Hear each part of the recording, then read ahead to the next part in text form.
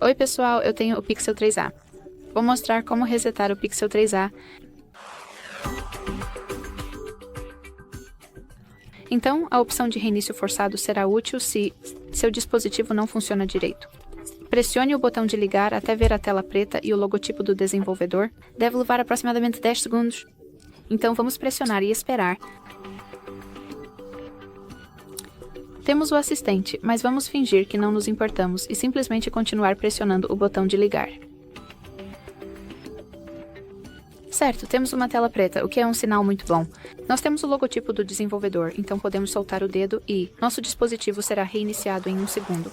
Certo, então isso será tudo. Muito obrigado por assistir. Espero que este vídeo tenha sido útil e, se foi, por favor, clique no botão de se inscrever e deixe seu like.